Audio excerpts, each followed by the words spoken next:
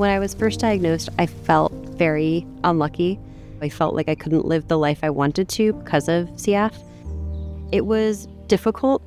I was really young, so I didn't really understand exactly what it meant.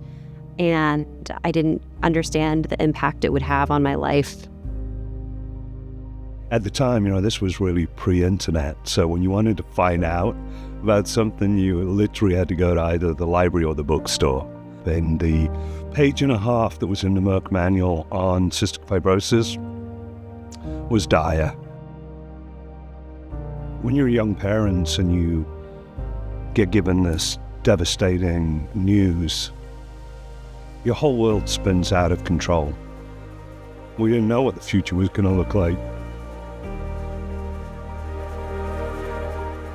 Back then, it was a little hard for me, honestly, to talk about having CF because I didn't want people to think differently of me. Is she going to be able to stay in school? Is she going to be able to have a job? Like, what does her future look like? And I think that's what worried me about talking about it.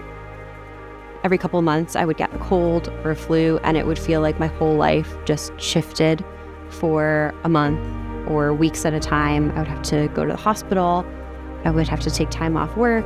And I really felt kind of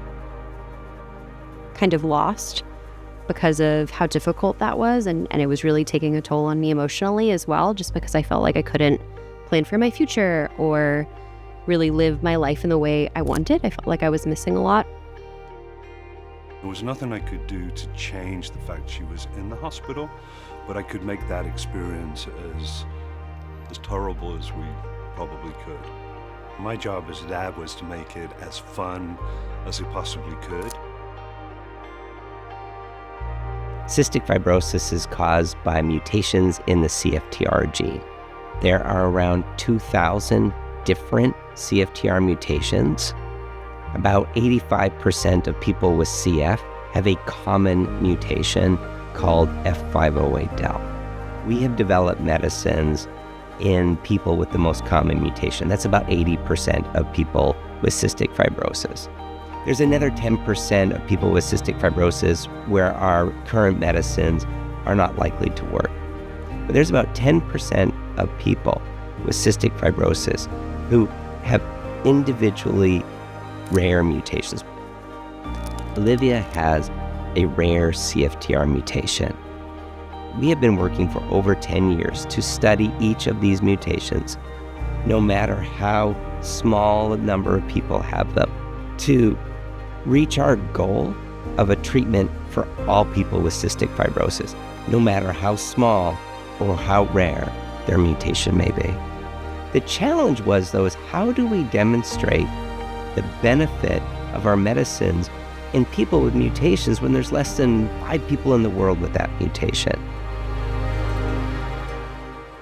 The progress that I have seen for rare mutations in just the past 10 years has been completely incredible and not something I ever could have imagined.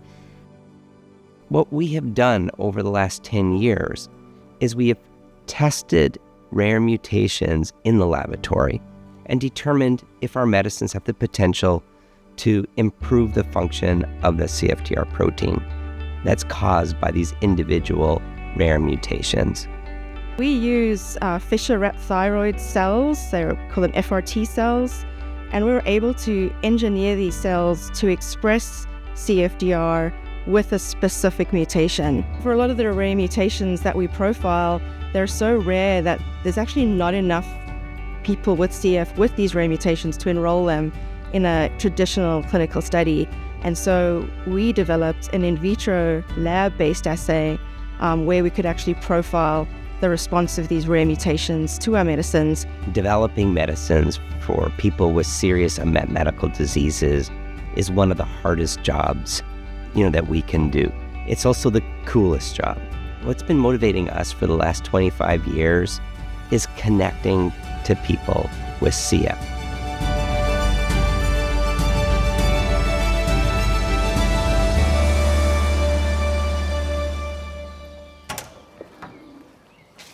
Fred. Hi. Well, would you like to see the place? Look like scientists. There we now. go. I know. I am so excited to see some of the behind the scenes work here and learn a little bit more about the science. For me, it's something that's such a mystery. I'm not really a sciencey person, so I am really fascinated to see how all the work that is done here ends up in pills that myself and thousands of other people take every single day. So I'm really interested to see that. I'm a bit of a science nerd, so the idea of being here at the Vertex lab in San Diego and seeing this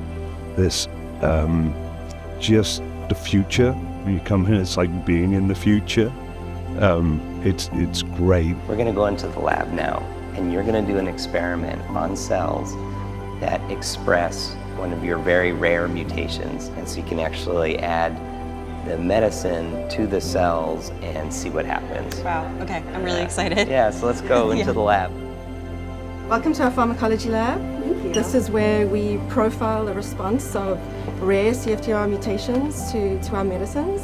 I have been working on profiling hundreds of different rare mutations. What you're looking at up here now is, over time, the chloride transport across. So chloride transport is here and time is coming across.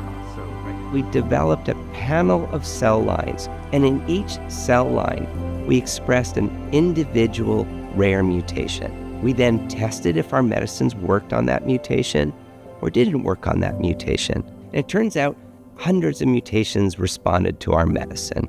And we've shown that our laboratory assay is highly predictive of the potential for clinical benefit in people with rare CFTR mutations that responded to one of our therapies. This is important because it's allowed us to include people with ultra-rare mutations that otherwise would not have been able to be included because they're just too rare to study in the clinic. Oh, there you go. Oh, wow. Wow, that's fast. I think my story really shows for people out there with rare mutations that there is hope, and the people working so hard on the science are thinking about you. Even though your mutation may not be the most common one, it is something that people out there are working on, and people are trying to make a difference. It was really just a fantastic experience to get to meet Olivia, get to show her the lab, get to show her how we profile rare mutations such as the one that she has, and to see her respond to that was really just very exciting. I've had a really busy year. I got married and I moved. So I am really looking forward to just settling into married life and enjoying it and continuing to travel the world and spend time with my friends and family.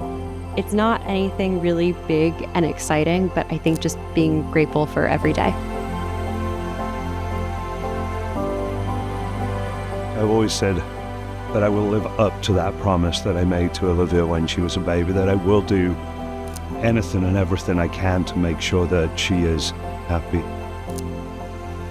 Cystic fibrosis was, and still is for some, a brutal, brutal monster. Every single one of you is part of this miracle. You allowed me to see Olivia married this year. My younger daughter graduated from college. These are the moments of joy that each and every one of us wants. Having Peter describe, the joy of seeing his daughter, live life to, her fullest is so, it just is, it's incredible. It's just so rewarding to see that. Our vision at Vertex is to help people with cystic fibrosis live life, without limits. When we started this program, it was called the Fantasy Program because although there was always hope, it was a problem that's never been solved before. I grew up skiing in the mountains in Canada, and there's nothing like the feeling of skiing down the back of a mountain after a fresh snow and carving out those tracks where it feels like nobody's been before. And to me, that's science. That's what we do at Vertex. We find a path to solve problems that nobody's solved before. there are still people out there with CF, and we're not going to stop until we have a medicine for them as well.